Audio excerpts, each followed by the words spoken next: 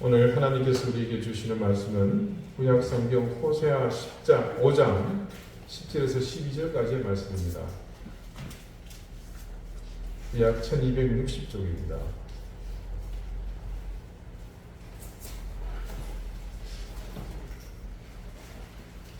호세아 5장 10절에서 12절까지의 말씀을 제가 읽겠습니다.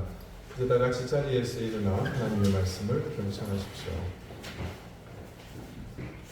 유다 지도자들은 경계표를 옮기는 자 같으니 내가 나의 진노를 그들에게 물같이 부으리라. 에브라임은 사람의 명령 뒤따르기를 좋아하므로 학대를 받고 재판의 압제를 받는도다. 그러므로 내가 에브라임에게는 좀 같으며 유다 족속에게는 썩이는 것 같도다. 아멘. 자리에 앉으시기 바랍니다. 하나님께서 이 말씀으로 우리에게 은혜 주시기를 원합니다. 오늘 성경 본문의 우리말 경계표로 번역된 히브리어 개불은 경계, 영역을 뜻하는 말입니다. 그 횟감 마시는 개불 말고요. 영어 성경을 보면 전부 이를 나타내는 border 아니면 boundary, territory로 정의되어 있는 것을 볼 수 있습니다. 구약 성경에서 이 개불은 총 241회가 사용되었습니다. 근데 유독 그중 86회가 전체 3분의 1을 넘죠. 여호수아서에 집중적으로 사용되었습니다. 여러분, 여호수아서의 주요 주제가 뭡니까? 가나안을 정복하는 역사를 기록한 말씀이죠. 하나님께서 모세를 통해 시내산에서 주신 율법을 대하는 그 이스라엘 백성들의 태도에 따라서 그들의 운명이 결정되는 것을 성경은 우리에게 보여줍니다. 그게 거창한 것은 아니고 단순한 문제입니다. 우리는 하나님이 계시는 것과 계시지 않는 것의 차이를 잘 압니다. 율법에 대한 삶의 태도도 그와 같다고 보시면 될 것 같습니다. 하나님과 율법의 공통점 뭡니까? 눈에 보이지 않는다는 거죠. 눈에 보이지 않는 것은 인간에게 신뢰를 주기에는 역부족입니다. 물론 모두 다 그런 것은 아니고 일부는 언급이 필요 없는 확실한 신뢰를 주는 무형의 것들도 있습니다. 가령 어머니가 자녀를 사랑한다는 것은 그와 같은 거죠. 또 화가 난 조폭이 화를 나게 만든 저를 때릴 것이라는 사실은 아주 강력하고도 의심의 여지가 없는 신뢰를 주죠. 예를 들도 이런 걸 되나 싶으시겠지만 사실 율법도 그렇거니와 하나님의 존재도 이런 절대 부인할 수 없는 확고부동한 사실보다 더 분명하고 확실한데도 사실은 그런 것들과 비교할 때 신뢰의 강도가 현저하게 차이가 납니다.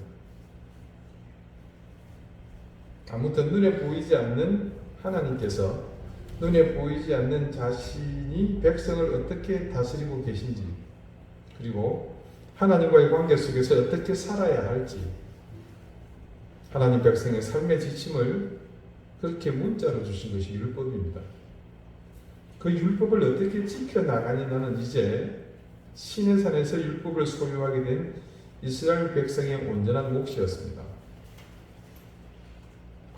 그런 의미에서 이스라엘의 역사, 성경 말씀 속에 기록된 그들의 이후 살아온 흔적인 이스라엘의 역사는 양갈래로 나누어지는 것을 볼 수 있습니다. 그것은 율법에 순종하는 사람들과 불순종하는 사람들의 모습입니다. 자, 이것은 곧 하나님에 대한 불순종과 순종으로도 나타납니다.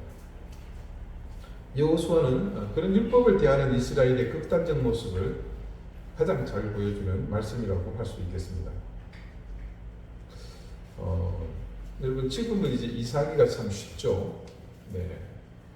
금방 1년에 한 번 이상 하는 분들도 계신데, 거주지 자체를 완전히 옮기는 이사, 일평생에 한 번 경험할까 말까 한, 그 오래전 옛날, 더군다나 하루 이틀도 아니고 이사 기간이 무려 40년이 걸리죠. 그렇게 지나고 세대가 완전히 바뀐 이후에 그들이 가나안에 들어갔습니다. 자, 여러분, 뭘 믿고 그 먼 곳으로 그리고 오랜 시간 동안 막연히 나갈 수 있었겠습니까? 무슨 지도가 있는 것도 아니고요. 예, 부동산에서 소개하는 인터넷으로 검색해서 알 수 있는 그런 정보가 있는 것도 아닙니다. 숙소가 어디가 있고 맛집이 어디가 있고 아무것도 모르는 상황에서 한 사람만 믿고 그 뒤를 졸졸졸 따라갑니다.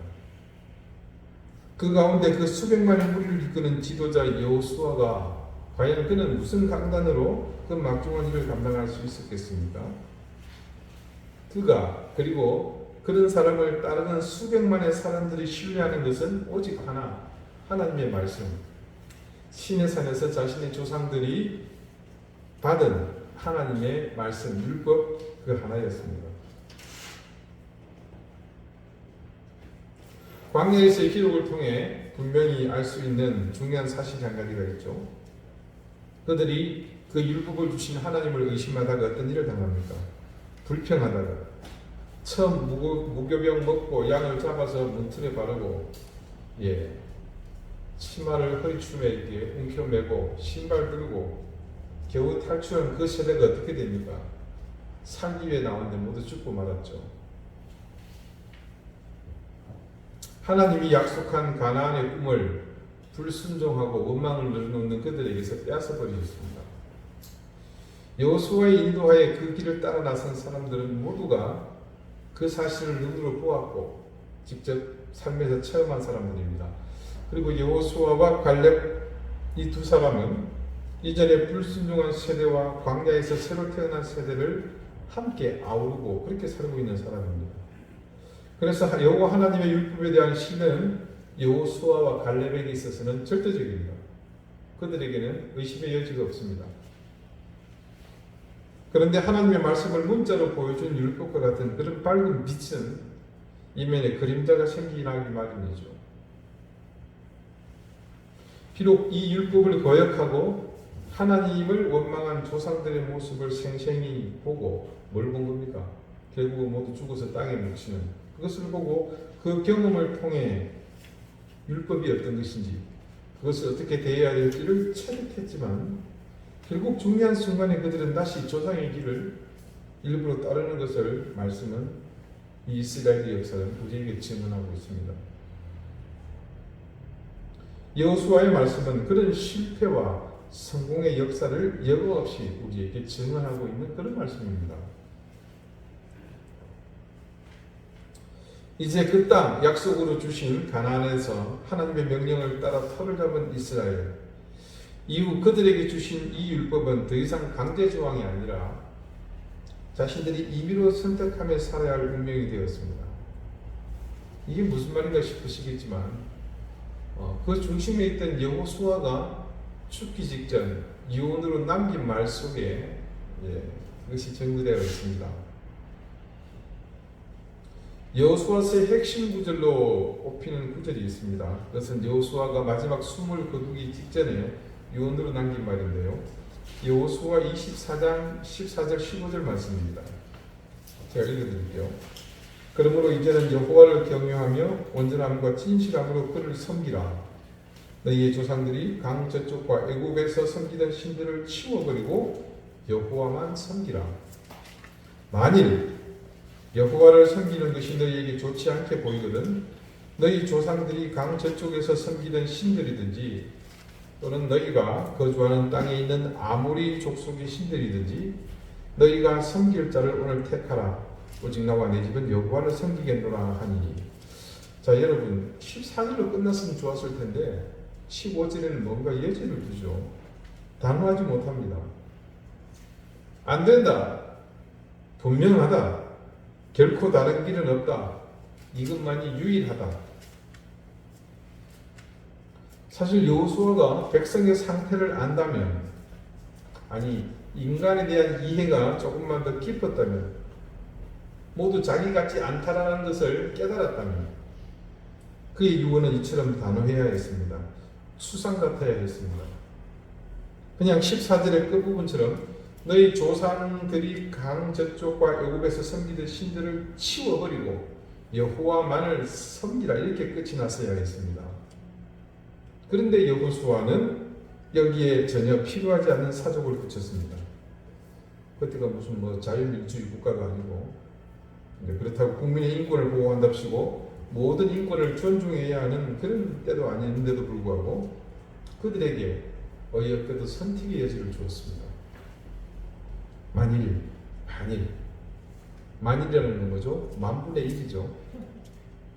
0.001%. 그게 존재 불가능한 겁니다. 그런데도 만일 여호와를 섬기는 것이 너희에게 좋지 않게 보이거든 너희 조상들이 강 저쪽에서 섬기던 신들이든지 또는 너희가 거주하는 땅에 있는 아무리 족속의 신들이든지 너희가 섬길 자를 오늘 택하라. 여호수아는 눈을 감으면서 죽을 때가 됐으니까 치매나 노망 같은 거 같나요? 이후 자신의 후손이 어떻게 살지 감히 상상도 못했을 것입니다. 지금 자신이 던진 이 말이 어떤 파장이 후일 조국의 백성들에게 미칠 영향을 말입니다. 그러면서도 그는 마지막 오직 나와 내 집은 여호와를 섬기겠노라 하니, 자, 이렇게 말했으니까 누구도 동요하지 않고 자기처럼 할 줄로만 알고 눈을 감았을 것입니다. 그런 정황, 여호수아가 편히 눈을 감을 수 있는 확신이 드는 그런 증거는 말씀 속에 물론 그대로 드러납니다. 조금 전에 읽어드린 그 말씀 바로 다음입니다. 14, 15절 말고 16절부터 18절까지의 말씀에 그런 내용을 짐작할 수 있는 말씀이 기록되어 있습니다. 백성은 대답하여 이르되, 지금 여호수아가 아무거나 좋으니까 하고 싶은 거 해라. 그렇지만 나와 내 집은 여호와만을 섬기겠다.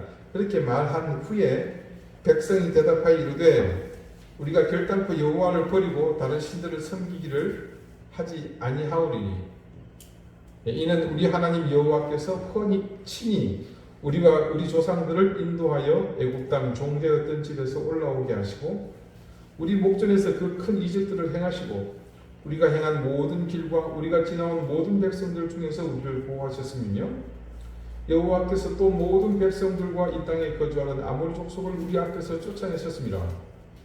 그러므로 우리도 여호와를 섬기리니 그는 우리 하나님이심이니이다 하리라. 자, 여기서 드러나는 분위기는 굉장히 은혜롭죠. 성령 충만해 보입니다. 여호수아의 말에 모두가 동의하면서 자신들도 여호수아의 길을 함께 가겠노라고 과거 자신들과 동행하신 그 하나님에 대한 신앙 고백까지 하는 것을 보니까 여호수아가 얼마나 마음속으로 흐뭇하고 또 든든했겠습니까?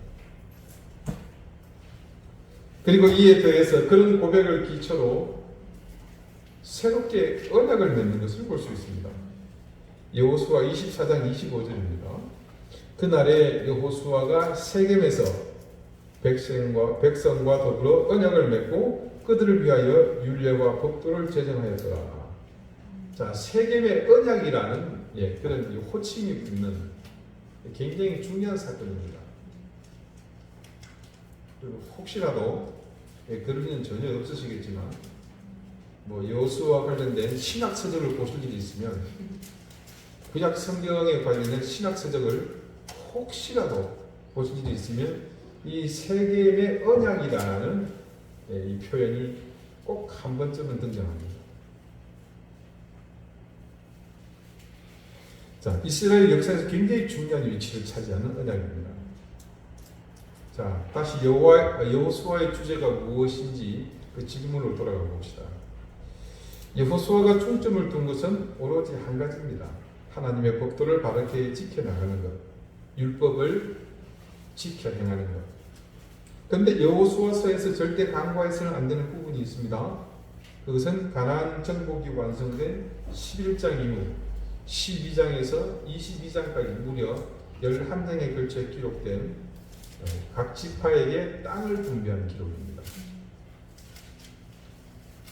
실제로 이 부분에는 다른 말씀은 뒤로 빠지고 온전히 지파별로 어디 지역에 어떤 땅을 아무개 자손에게 준다는 말씀으로 전부 채워져 있습니다. 저 아래쪽 단에서부터 북쪽 베르세바에 이르기까지 각 지역을 세분하여 이스라엘의 지파별로 그 자손의 이름을 거명하며 그들이 받은 바 기업을 모두 열거해 놓습니다. 우리와는 전혀 관계없는 별개의 내용입니다. 읽다 보면 많이 지루합니다.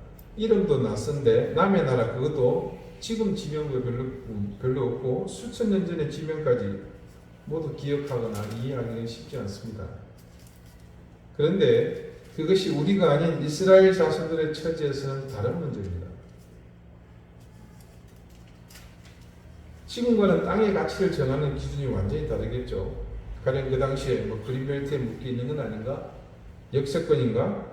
혹은 가선도로로 이어지는 길목인가? 대형 마트가 있는가? 등등. 아니면 거기에 투자 가치가 있는가? 땅값이 오르겠는가? 이런 여부 말입니다.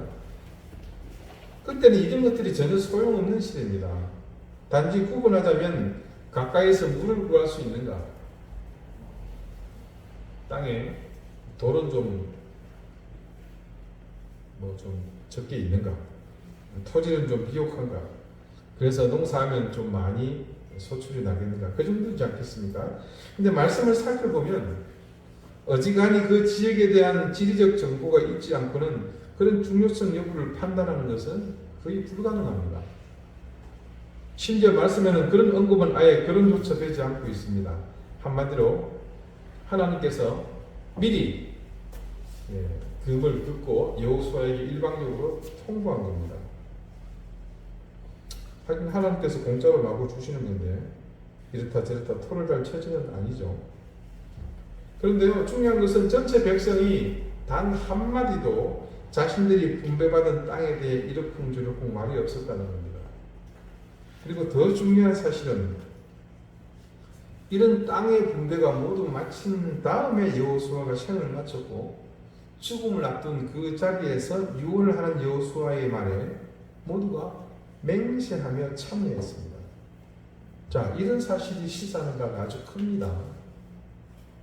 여호수아가 죽을 때가 되어서 유지를 받드는 현장이라고는 하나 그중 누구든 땅을 분배받은 것에 대해 불만이 있었다면 이런 국민적인 분위기는 형성되지 않았습니다. 그런 사실을 전제에 두고 다시 여호수아의 말에 모두가 공감하며 맹세를 했다는 것은 여호와 하나님이 주신 그 기업들, 곧 그들의 거주할 그 땅의 계불에 대해서도 함께 세약했다고 볼 수 있습니다. 자, 이제 여호수아가 죽었죠. 그 죽고 난 후에 이스라엘은 구심점이 되는 여호수아와 같은 그런 상징적 지도자가 세워지지 않습니다. 여호수아가 살아있는 동안에는 분배받은 기업별로 흩어지기 전이었을 것으로 봅니다. 그들이 제각각 자신들의 땅으로 찾아가서 그곳에 터를 잡기까지는 적잖은 시간과 절차가 필요했을 것입니다. 그래서 그들이 지금 어디에서요? 세겜에서 맹세를 했다 그러죠. 그 기록으로 미루어 짐작컨대 그곳을 중심으로 아마 지파별로 텐트를 치고 한동안 거주했지 않았나 이렇게 생각이 듭니다. 자, 그러다가 땅 분배가 마친 다음 여호수아가 숨을 거두고 맙니다. 어쩌면 여호수아가 죽고 난 후 그들에게 적잖은 혼란이 있지 않았겠는가. 어디나 마찬가지지만 리더십의 부재는 항상 혼란이 야기되는 것은 당연지사입니다. 그렇게 여호수아의 빈자리는 채워지지 않았고 각 지파는 자신들의 땅으로 조금씩 흩어지면서 이제는 여호수아와 같은 한 사람 외에는 전체 이스라엘의 공동체가 아니라 각 지파 중심의 그런 공동체가 되었을 것으로 봅니다. 자, 그런데 여호수아 다음이 뭡니까? 사사기죠. 우리는 이미 이 사사 시대의 특징을 잘 알고 있습니다. 사사 시대의 특징은 단연코 혼돈입니다. 그리고 그 혼돈은 이스라엘이 자신들을 지탱해 오던 하나님을 섬기겠다는 이 세겜에서의 맹세가 무너지는 것에서부터죠. 그곳에 거주하는 모든 거민을 쫓아내라는 명령은 제대로 시행되지 않았습니다. 이곳 가나안의 문화와 풍습을 전혀 알지 못했던 이스라엘 백성들은 생전 처음 접하는 가나안의 엄난한 풍습에 젖어 자신을 잃어버리기 시작합니다. 그렇게 사사시대는 점차 혼돈으로 빠져갔죠. 적어도 사무엘이 등장하고 이후 사울왕이 세워지고 다윗의 시대로 이어지면서 만약에 이스라엘이 그때 회복되지 않았다면 그들은 어쩌면 역사 속에서 사라졌을 수도 있습니다. 하지만 하나님은 그들에게 하신 약속, 아브라함을 통해 이루시겠다고 선언하신 그 약속을 성실히 지켜가십니다. 사사시대와 마찬가지로 멸망 직전의 지금 이스라엘은 모두 하나님을 멀리하고 이방 우상을 섬깁니다. 사사시대의 이스라엘도 그랬지만 지금 이스라엘도 마찬가지로 세겜에서 모든 민족이 함께 여호와 하나님만을 섬기겠노라. 이 땅 거민 아모리족 속에 신을 섬기지 않겠다는 그 맹세를 헌신짝처럼 버렸습니다. 그런데 사사시대와 이스라엘과 이 두 시대는 결정적인 차이가 있습니다. 사사시대는 단순한 불순종이며 이방 우상에 몰입하는 것으로 그들의 죄악이 나타난 반면 호세아가 지금 경고하고 있는 이스라엘은 단지 불순종하고 이방의 우상을 섬기는 그것으로 그치지 않습니다. 지금 이 이스라엘은 하나님 자체를 부정하는 것으로 그치지 않았고 하나님의 법을 임의로 바꾸는 시도를 행하고 있습니다. 오늘 본문 말씀이 바로 그 사실을 지적하고 있는 곳입니다. 그것을 말해주는 상징적인 단어, 경계표, 그 경계표를 옮기는 일. 이는 단적으로 하나님이 정해주신 그들의 지계표를 임의로 옮긴다는 것인데 이는 단지 각 지파에 분배된 기업을 하나님께 묻지도 않고 마구 바꾸는 것만을 의미하지 않습니다. 다시 말씀드리겠습니다마는 삶의 기준, 신앙의 기준을 바꾸겠다는 그런 의지입니다. 사사시대 그렇게 혼돈 속에 빠지고 이방의 음란한 제사에 참여하여 죄악 속에 빠졌어도 그들은 자신들의 경계표를 옮기는 일을 하지 않았습니다. 즉 하나님을 거역하기는 했지만 그들이 스스로 하나님의 뜻을 임의로 바꾸는 일을 하지 않았습니다. 경계표를 옮긴다는 것은 바로 그런 것을 의미하는 겁니다. 삶의 방법에서 있어서 하나님을 거역하고 불순종하는 것을 넘어서 그 판단의 기준을 하나님이 아닌 자신의 욕심을 따라 임의대로 바꾸는 것, 그것을 의미합니다. 자, 오늘 본문 말씀을요, 유진 피터슨은 자신이 쓴 그 메시지 성경에 이렇게 번역을 했습니다. 이스라엘의 통치자들은 자기 백성을 속이는 사기꾼이고 도둑놈들이다. 그래서 나는 노한다. 크게 노한다. 그들은 뼛속까지 사무치도록 내 진노를 느끼게 되리라. 잔혹한 에브라임은 이제 잔혹한 일을 당할 것이나 자기가 준 대로 받을 것이다.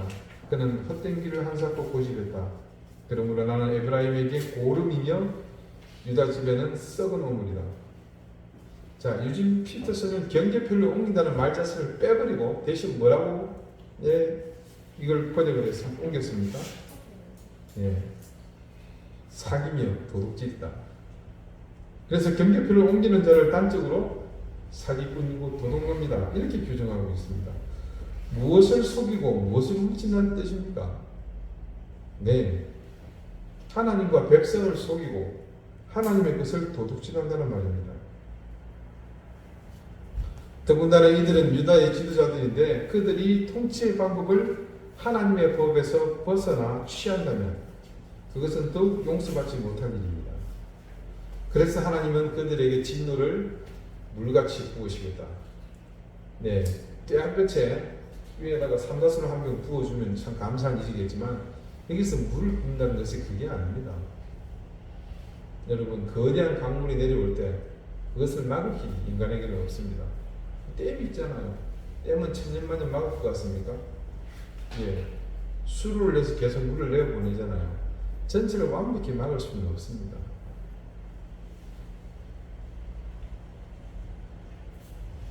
율법과 하나님의 공통점이 눈에 보이지 않는 것이라고 했죠.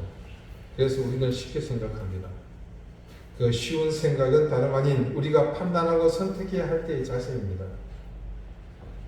누구에게도 그런 자격과 권한을 준 적이 없는데도 불구하고 너무 쉽게 우리는 경계표를 옮기는 그 일, 그것을 주저없이 합니다. 괜찮다. 당연한 거 아니냐. 어쩔 수 없다. 누구나 다 그렇게 한다. 그럴 수 있다. 물론 괜찮습니다. 하지만 하나님은 괜찮다고 말씀하시지 않았습니다. 당연합니다. 그러나 여러분, 언제나 당연한 것은 없습니다. 어쩔 수 없습니다. 그러나 하나님은 어쩔 수 없어도 그래서는 안 된다고 말씀하십니다. 누구나 그렇게 합니다. 그런데 우리는 그 누구나에 속하는 사람이 아닙니다. 그럴 수 있습니다. 단지 그럴 수 있을 뿐이고 실제로 우리는 그래서 안 됩니다. 우리 믿음의 선배들은 하나님께서 괜찮다고 말씀하시지 않았다는 사실을 알았기 때문에 괜찮다 말하지 않았습니다. 힘들고 고통스러워서 어쩔 수 없다는 사실에 자신을 내팽개치지 않았습니다. 누군가는 당연하다고 누구나 그렇게 한다고 생각했지만 그럴 수 없다며 자신의 생명을 걸고서 그 당연함에 맞섰고 어쩔 수 없는 그 현실을 맞서 싸웠습니다. 여러분, 지금 이 땅 위에 곳곳에 우뚝 서 있는 교회들, 그게 뭐 돈이 많아서 사람들이 많이 모여서 으쌰으쌰해서 이렇게 세워진 것 같습니까? 절대 그렇지 않습니다. 지금 이 땅에 우뚝 솟아 있는 이 교회들은 모두 그런 신앙의 정제를 지킨 믿음의 선배들이 감당한 그 고난의 터 위에 서 있는 겁니다. 우리는 결코 경계표를 옮기는 사람이 되어서는 안 될 것입니다. 어떤 환경이 되었건 경계표는 하나님께서 우리 인생을 인도하시는 유일한 이정표라는 사실을 알고 그것을 옮기라고 유혹하는 모든 것에서 흔들림 없는 굳건함을 우리는 견지해야 할 것입니다. 정직한 믿음과 정직한 신앙과 올바른 믿음, 그 근본에 하나님이 우리의 인생 여정에 세우는 경계표, 이 계부를 목숨처럼 소중하게 지켜나가고자 하는 그 결단, 그 의지, 그 행동에서부터 시작을 합니다. 내 욕심이 앞서고 내 욕망이 모든 감각을 지배하지 않도록 해야 합니다. 우리의 눈은 안목의 정욕에 빼앗기지 않도록 늘 선한 것을 바라보고 말씀을 바라보아야 합니다. 우리의 귀는 달콤한 소리보다 거칠고 책망하는 소리에 더 기울여져야 합니다. 그리고 우리의 머리는 허망한 것을 담는 것이 아니라 말씀이 가리키는 것을 담고 주님이 원하시는 것이 무엇인지 고민하는 것에 집중되어야 할 것입니다. 우리 중심에서 하나님이 멀어지면 결국에는 경계표를 옮기는 지경까지 이르게 됩니다. 하나님의 뜻을 내 마음대로 바꾸겠다는 것은 인간의 악함이 최정점에 다다랐다고 보면 됩니다. 유다도 북이스라엘도 경계표를 옮길 지경이 되었을 때 다 같이 멸망하고 맙니다. 어쩌면 하나님께서는 자신의 사랑하는 백성들이 자신의 공의로 파멸로 끝나는 것을 막기 위해 불순종, 악함, 음란함의 정점에 서 있는 그들을 미리 심판한 것이 아닐까 합니다. 우리 이든교회의 교우 여러분, 무엇이든 내 마음대로 할 수 있다고 그런 생각이 들 때는 굉장히 위험한 때입니다. 그것이 책임감을 느끼고 내가 먼저 희생하고 손해보면서 헌신하겠다는 생각으로 한다면 그것은 좋은 일입니다. 그러나 내 욕심 때문에, 내 체면 때문에, 내 경험, 나의 학식, 나의 위상이 먼저 앞선다면 그것은 경계표를 움직이려는 시도라는 사실을 깨닫기 바랍니다. 비단 이 일은 교회 내에서뿐만 아니라 가정에서도 그리고 내가 속한 모든 공동체에서도 살피고 주의해야 할 일입니다. 여러분, 우리에게는 아담의 유전자가 있다는 사실을 지난 시간에 알지 않았습니까? 하나님을 사랑하고 그분의 말씀대로 살겠노라고 인생의 모든 것을 던졌으나 그런 우리가 언제든 우리 조상의 유전자가 살아 숨쉬면 그들처럼 우리도 경계표를 옮기는 사람이 될 수 있다는 사실을 늘 명심하시기 바랍니다. 기도드리시겠습니다. 말씀 안에서 정직한 신앙과 바른 믿음으로 살게 해주십시오. 우리의 생각이 아담의 유전자에 잠식당하지 않게 해주시고 매 순간 경계하며 나의 삶을 살피게 해주십시오. 세상은 악한 영의 세력이 통치하는 곳이라 우리를 늘 유혹하며 그 안에서 하나님을 잊고 살라고 유혹합니다. 무시로 경계표를 임의로 옮길 수 있다는 교만한 마음을 우리에게 심어주며 그것을 자유라고 그것을 신앙이라고 속이고 있습니다. 속지 않게 해주십시오. 늘 하나님을 바라보는 겸손한 눈으로 신실함을 잃지 않게 해주십시오. 예수 그리스도 이름으로 기도드립니다. 아멘.